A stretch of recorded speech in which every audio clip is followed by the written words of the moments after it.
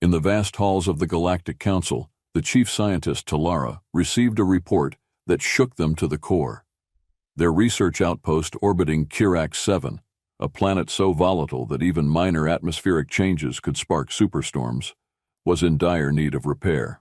The reactor was failing, the stabilizers were malfunctioning, and worse, protocols had failed. All Council-approved procedures were useless in preventing a complete system meltdown, but the report contained something even more alarming. In desperation, they had reached out for human assistance. For centuries, the Galactic Council had quietly monitored Earth and its peculiar inhabitants. Humans were classified as semi-advanced, reckless survivalists, creatures who defied reason by thriving in harsh conditions that should have killed them centuries ago. Rumors swirled in council chambers about Earth's Deathworld status and humanity's strange ways. Earth was, after all, the only world where inhabitants willingly engaged with volcanic craters, traversed toxic deserts, and survived wild lands teeming with predators. Talara's mandibles clicked with agitation. Protocols dictated caution above all else, and this made Earthlings the last creatures anyone would trust with precision work. But Talara had heard whispers. Humans could solve problems when no one else could. And as much as it pained her, they needed a miracle. With the reactor at Kirax-7 about to implode, there was no other choice. As Talara finalized the emergency request, she wondered, what kind of species could truly thrive on sheer chaos and coffee? The repair outpost on Kirax-7 hummed quietly, a sleek, streamlined station built with every Galactic Council protocol in mind. Inside, the air was sterile, the lights low and steady, and the alien crew went about their work with a calm, almost methodical grace. They were creatures of logic, of science, and they trusted in their established systems that until now had never failed them. Lead engineer Rillick adjusted a sensor panel, the blue bioluminescence of his skin flickering as he checked the reactor's status. He could feel the tension simmering through his team. They had tried every conventional repair method in the manual, but the readings only worsened. The reactor was set to destabilize, risking a meltdown that would tear the outpost from its orbit. Rumors had already circulated among the crew about who would be arriving soon: the humans. Some whispered nervously about Earth's infamous reputation, a death world where inhabitants endured conditions that were unthinkable. They were a species that supposedly made shelter from the very bones of their fallen prey, faced weather conditions that no other being would consider survivable, and even consumed liquids that could strip paint off walls, coffee they called it. Rillick overheard a young technician muttering in disbelief. They say humans can withstand gamma radiation in short bursts. For fun, they call it extreme sports. Another technician scoffed. I heard they store predators in their homes, for companionship. The group shuddered at the thought. To them, humans were an enigma, a bizarre species that lacked caution, disregarded every protocol the Council held dear, and somehow thrived against all odds. Suddenly, a loud beep sounded from the intercom, signaling the arrival of the human team. The crew stiffened as the airlock cycled open, releasing a hiss of pressurized air.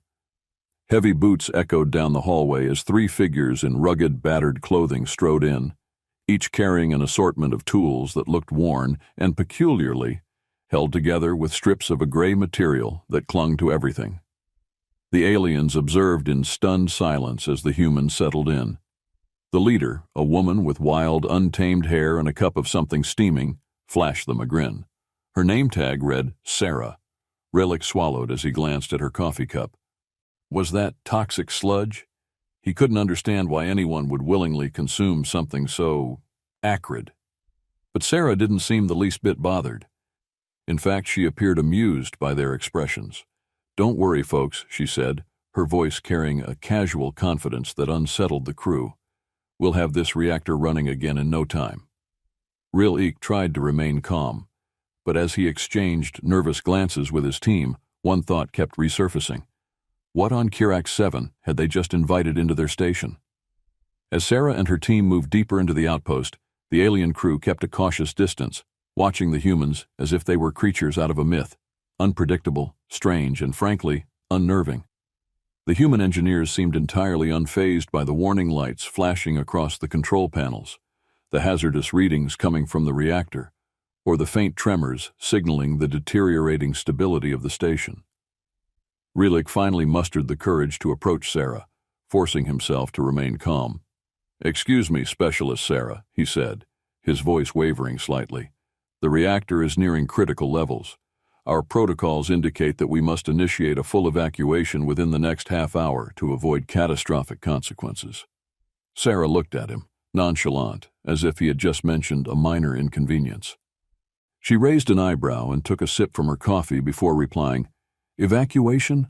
That's the Council's go-to for everything, isn't it? Relax, Relik, we've got this." She waved a roll of duct tape in her hand with a grin that made Rilik's skin prickle. "You just need a little faith and some of this magic stuff." Rilik's eyes widened as he took in the object in her hand. "That's duct tape," he stammered, baffled. He had read about this strange earth material, supposedly an ancient human invention, used to temporarily fix, well, nearly anything according to the reports. He had dismissed it as exaggerated earth folklore. Surely no intelligent species could rely on something so crude. "Yes, duct tape," Sarah replied with a wink, tapping it on the side of the console. "One of humanity's finest inventions. Holds spacecrafts, plumbing, and now, alien reactors." Relik could feel his carefully maintained composure slipping. "But that can't possibly be sufficient for stabilizing a fusion reactor." Sarah exchanged a quick, amused glance with her team. "Relik," she said gently, "it's not about the tools, it's about knowing how to use them." She gave the console a few taps, then turned back to her crew. "All right, team, let's get to work. You grab the backup coils. I'll patch up the coolant pipes here." As her team sprang into action, the aliens watched, frozen in place, as if witnessing an elaborate, dangerous performance. Sarah approached a dangerously overheated coolant pipe with no protective suit, a confident expression on her face. Relik stared, horrified. "Specialist Sarah, that pipe is exposed to dangerously high levels of radiation." Sarah paused, looking back with a shrug. "Ah, a little radiation never hurt anyone," she said, adjusting her grip. "Besides, I've handled worse back on Earth. Ever heard of Chernobyl? Now that was a mess." The alien crew members gaped, each of them processing this information with varying levels of disbelief and terror. Was she serious? Did humans really subject themselves to such extreme environments willingly? One of the younger aliens finally spoke up, barely containing his anxiety. "Do you really have predators in your homes? And do you drink hazardous substances for energy?" Sarah burst out laughing, her chuckle resonating through the tense silence. "Predators? You mean cats?" She grinned, clearly entertained. "Oh yeah, they may look cute, but they're absolute terrors if you're a mouse. And as for the hazardous substance," she held up her coffee cup, "only mildly toxic, but worth every drop." Relik looked to his fellow engineers, his anxiety growing. These humans didn't seem concerned at all, as if the threat was just another minor annoyance. As they resumed their work with their unconventional tools and endless confidence, he began to wonder if, perhaps just maybe, humans really were as mad as the Council had warned.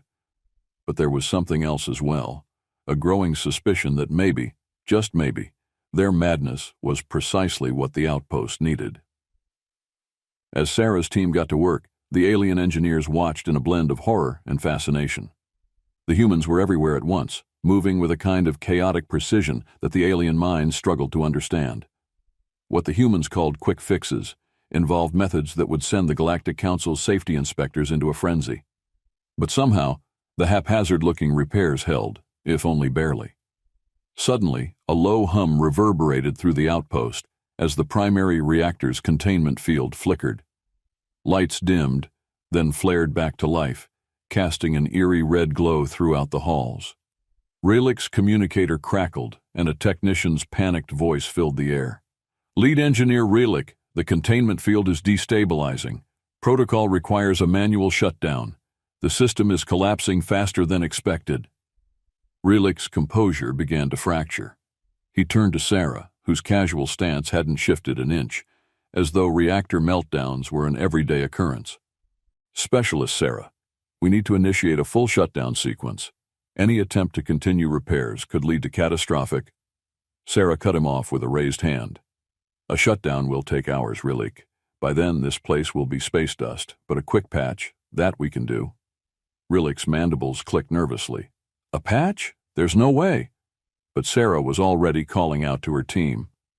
All right, folks, plan B. Grab the coolant tanks and prep the foam sealant. Her team sprang into action, hauling equipment from their bags and loading it near the containment field access. Rillik struggled to comprehend. You're going to seal the containment field breach with foam? Emergency sealant, Sarah clarified with a grin. Sticky, heat-resistant, and good for at least a temporary patch. If we're lucky, it'll hold until we can reinforce it properly. Rillik couldn't believe what he was hearing. Every fiber of his training told him this was an unthinkable approach, a reckless improvisation that defied all established safety protocols. But Sarah's team was already moving, positioning the tanks and prepping for the patch job. Then, as if the universe itself were testing them, the reactor let out a shrill warning alarm. Radiation levels were rising, and the control panel began flashing critical alerts. Rillik's team tensed, bracing for the worst. But Sarah just laughed, a sound that echoed through the tense silence. Well, this reactor sure likes to keep things interesting, she said, glancing at her team with a grin. All right, let's kick it into high gear. Time's ticking, people.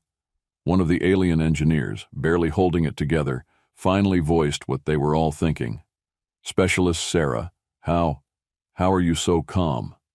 She shrugged, her eyes twinkling with a mixture of mischief and confidence. This is just another Monday for us. You'd be amazed at what a little improvisation can do. As they worked, the tension grew thicker. Alarms blared, temperature readings spiked, and the red glow of emergency lights cast ominous shadows on every wall. The alien engineers were on the edge of panic, fully aware that a single misstep could mean disaster. But the humans worked as if they were born for this moment, sealing leaks, adjusting settings, and patching cracks with an assortment of tools and supplies that looked more like survival kit odds and ends than advanced engineering equipment. Each quick fix seemed crazier than the last, yet the results were undeniable. The containment field was stabilizing, if only barely. At one point, Rillik could no longer contain his frustration. This is madness. There's no logic, no protocol. How can you trust such haphazard methods? Sarah gave him a sideways glance. Rillik, the trick isn't in following rules. It's in finding the solution that fits the problem. Protocols are great, but sometimes you need a little chaos to make it work. Rillik stared, torn between horror and reluctant admiration. Watching the humans, he realized that their seemingly reckless approach wasn't born of ignorance. It was a kind of practiced instinct, honed in environments that defied predictability. Perhaps that was why they didn't fear the unknown. They had learned to embrace it. As the last patch was set in place, Sarah's team let out a collective sigh of relief, exchanging high fives as if they had just wrapped up a simple maintenance job. Rillik, still struggling to process what he had witnessed, could only mutter to himself, I don't understand. How can you survive like this? Sarah smirked, wiping her hands on her uniform. Simple, she said, holding up her ever-present roll of duct tape. We make it up as we go.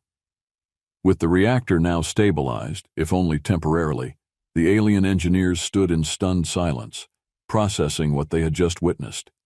For the first time, Rillik and his team began to view the humans not as reckless anomalies, but as creatures who wielded chaos with a practiced ease.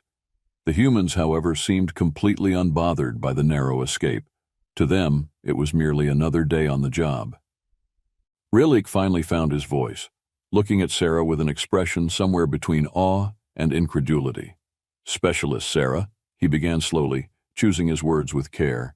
You face dangers with such disregard for the rules. It's as if you thrive in disorder. Don't you fear what might happen if your methods fail? Sarah chuckled, crossing her arms and leaning casually against the control panel. Fear? Sure, sometimes. But fear doesn't get the job done. You adapt, you work with what you've got, and you don't let a little uncertainty get in the way. She shrugged, as if it were the simplest thing in the world. Sometimes you just have to embrace the unknown. One of the younger alien engineers, a wide-eyed observer throughout the ordeal, whispered in disbelief, "Humans adapt to anything, don't they?" Another engineer, clearly shaken, asked, "But how can you trust such unreliable solutions? Doesn't it create constant instability?" Sarah's expression softened. "Stability's great when you can get it, but Earth doesn't work that way. The world I come from is unpredictable. Volcanoes, earthquakes, wild animals, you name it, we've dealt with it. So we learned to live with the chaos, not fight it. Trust me, you'd be amazed at what you can survive with a little ingenuity and a lot of duct tape." Rylik listened, a strange feeling building within him, a feeling that bordered on admiration and perhaps a touch of existential dread. His whole life, he had relied on the structure, on protocols designed by the Galactic Council to manage and control every foreseeable outcome. Yet, here were humans, thriving on a world where nothing seemed certain, surviving through improvisation and adaptability that defied every rule he had ever known. "What you call chaos," he murmured, almost to himself, "we would call anarchy." Sarah laughed, the sound light but filled with understanding. "Maybe, but sometimes anarchy is just another word for finding your own way." The alien engineers exchanged glances, grappling with a revelation that unsettled them to their cores. Was it possible that their own systems, the ones they had trusted so implicitly, were limiting them? Could there be wisdom in the human way, a method to the madness that their protocols could never fully account for? Another engineer, voice barely above a whisper, asked, "Do you think that we could learn to do things this way?" Sarah smiled, her gaze warm but a little sad. "Maybe, but only if you're willing to let go of a little control." Rylik felt his entire worldview shift, an unsettling but strangely liberating sensation. The human approach, which he had once considered reckless, now seemed to represent something more profound, a willingness to confront the unknown, to risk failure in pursuit of survival. It was both terrifying and inspiring. Sarah's voice interrupted his thoughts. "Besides," she added with a grin, "it's not like you're alone, you've got us now. And we're always happy to lend a hand when things get unpredictable." As the humans packed up their tools, the alien engineers found themselves looking at their world in a new light. The humans had shown them a way forward that they had never considered, a path not of certainty, but of adaptability, where survival wasn't about following the rules, but knowing when to break them. In that moment, Rylik understood something that would stay with him forever. Humanity's strength wasn't in their technology, their procedures, or even their endurance. It was in their courage to face chaos head-on, to survive not because of their world, but in spite of it. And as the humans made their way toward the airlock, leaving behind a trail of patched-up panels and a whole lot of questions, Rylik knew that the Galactic Council would never be quite the same. The humans were just finishing their improvised repairs when the reactor alarms blared to life again, louder and more insistent this time. The containment field hadn't fully stabilized. It was buckling under pressure once more, only now at a rate even faster than before. Rylik's heart sank as he realized their earlier patch wasn't holding. Desperation flickered across the alien engineers' faces as they scrambled to assess the new damage, but the humans remained undeterred. Sarah, looking completely unfazed, turned to her team with an almost playful glint in her eye. "Looks like it's time for Plan C. Grab the emergency backups and load them near the core." Rylik stared in disbelief. "Plan C? There's a Plan C?" She flashed him a confident grin. "With humans, there's always a Plan C and D and sometimes even E." She clapped her hands together, rallying her team. "All right, folks, let's move fast. We'll reroute the coolant line directly into the reactor housing. It'll bypass the containment field, but it should cool things down long enough for a hard reset." The alien engineers gasped. "Directly into the reactor?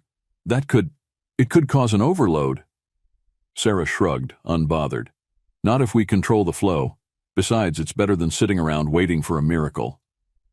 As her team rushed to reroute the coolant, the alien engineers hesitated, their instincts screaming that this plan violated every safety protocol they had ever known. Yet the humans worked with a practiced urgency, unflinching in the face of catastrophe. It was as if they knew that the only way forward was through the risk, not around it. Rylik took a deep breath, forcing himself to trust in the human's experience.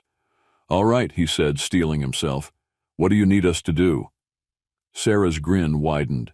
"Now you're talking. We need hands on the primary console to monitor pressure, and another set on the bypass valves. Think you can handle it?" Relik nodded, his hands trembling as he positioned himself at the console.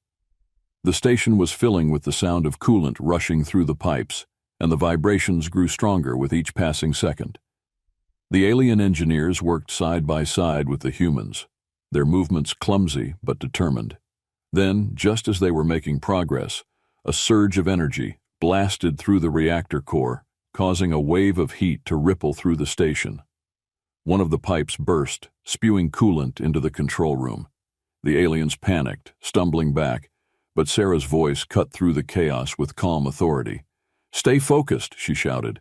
"Seal the burst with the emergency foam. We're almost there."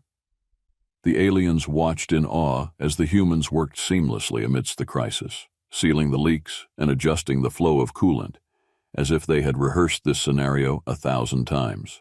Sarah's confidence seemed to steady them, and they found themselves following her lead, their initial fears replaced by a strange determination. But then, just as the coolant levels stabilized, another problem emerged. The control panel lit up with a new warning. The reactor's core was showing signs of a critical buildup. If the pressure wasn't released immediately, the entire outpost could be destroyed in seconds. Rylik's heart raced. "There's no time to shut it down safely. We have to evacuate." But Sarah shook her head. "Evacuating won't save the station. We need to vent the reactor manually." "Manually?" Relik nearly shouted. "That's impossible. The control room is exposed to lethal levels of radiation." Sarah simply pulled a worn, scarred glove tighter onto her hand. "Good thing I've had practice. Keep the system stable for me, will you?" Without waiting for an answer, she strode toward the reactor chamber.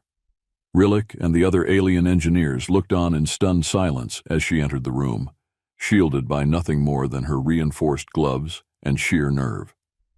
She adjusted a few knobs, rerouted the flow of the coolant, and then activated the manual vent system with a swift motion, all while humming softly to herself. As the reactor's pressure finally began to drop, Relik felt a surge of relief mixed with awe. Humans were unbelievable. They thrived in the face of danger, moving through crises with an ease that defied logic. Finally, Sarah emerged from the chamber, wiping a bit of sweat from her brow. She flashed a tired smile at Relik and the alien engineers, who were still staring at her in shock. "See," she said, giving a reassuring nod. "Nothing to it." Relik, speechless, could only manage a nod in return. But in that moment, he understood that humans were something the Galactic Council would never fully comprehend. They weren't just survivors. They were relentless, adaptable, and somehow capable of transforming impossible challenges into just another day's work. The alarms faded, the reactor stabilized, and the alien engineers could only stand there, processing the sheer absurdity of what had just happened. In their minds, there was only one question left. Were these humans reckless, or were they simply unbreakable? As the reactor's system settled into a quiet hum, the alien engineers gathered in a weary but relieved circle around the control room, casting glances of respect and newfound understanding at their human counterparts. For the first time, the outpost was silent. No alarms, no frantic repairs, just an overwhelming sense of peace after the storm.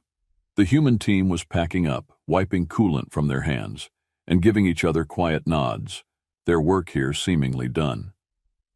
Relik approached Sarah, his mind still reeling from everything he had witnessed.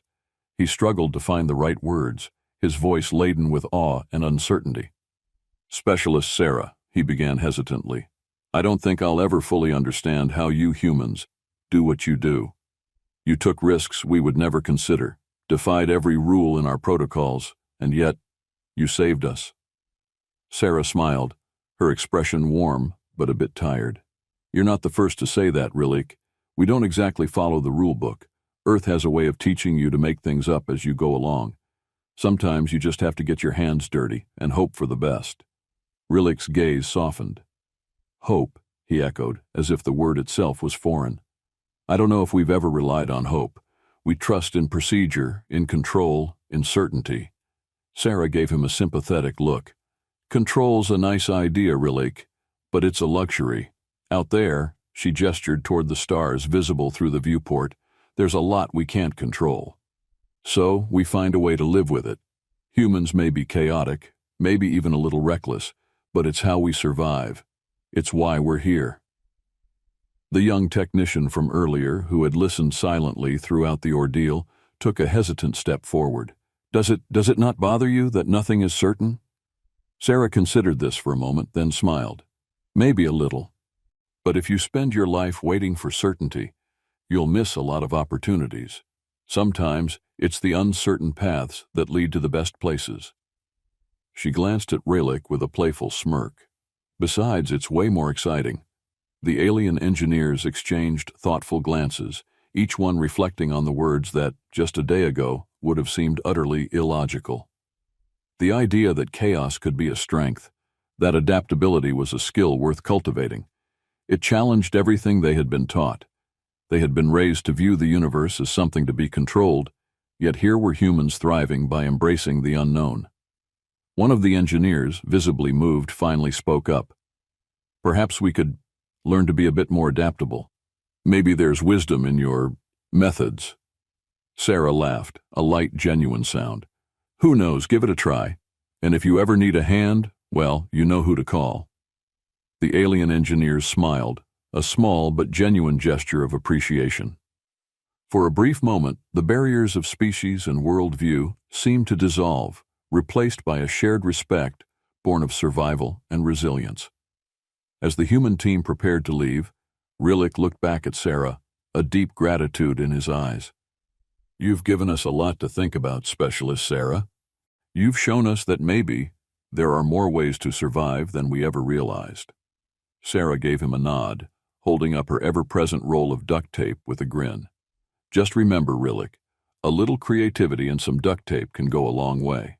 And with that, the humans gathered their gear, leaving the alien engineers in quiet contemplation. As the outpost's airlock cycled closed behind them, Relik knew that things would never be quite the same again. The humans had not only repaired their reactor, but had, in some strange way, opened a door to a new perspective on survival, one that was messy, unpredictable, and perhaps even hopeful. Weeks after the human team's departure, the outpost on Kirax 7 had returned to its routine operations. But the atmosphere felt different. The crew, once bound strictly to protocol, now found themselves questioning the rigidity of their procedures. The humans' approach had left an indelible mark on the alien engineers, sparking conversations that would have been unthinkable before. Lead engineer Relik walked through the corridors, observing as his team engaged in an unexpected experiment, exploring backup solutions for routine repairs, a concept that was previously seen as a waste of resources. Now it was an exercise in adaptability, and Relik couldn't help but smile. The humans had shown them that survival was more than just following rules. It was about preparing for the unplanned, even the unthinkable. As he approached the main console, he saw a small, unassuming object taped to the wall, a roll of duct tape left behind by Sarah and her team as a parting gift. Relik chuckled, remembering how that simple, seemingly crude item had saved their station. What he once viewed as primitive and haphazard now felt like a symbol of resilience, a reminder of the human's influence. In his final report to the Galactic Council, Relik made a subtle but significant recommendation. Perhaps, he suggested, it was time to consider adaptability as a new addition to their emergency protocols. He phrased it diplomatically, aware that some council members would resist any suggestion that strayed from strict procedure, but he knew that a shift in mindset was already underway. As he finished his report, Relik glanced back at the roll of duct tape, a small, inconspicuous reminder of what the humans had taught him. He had always believed that survival was about control, about maintaining order amidst the chaos. But now he understood a truth that the humans had embodied so effortlessly. Sometimes the only way to survive was to let go of control and trust in adaptability. With a final look at the duct tape, he turned to leave, a slight smile on his face as he muttered to himself, "Maybe there's a little human in all of us after all."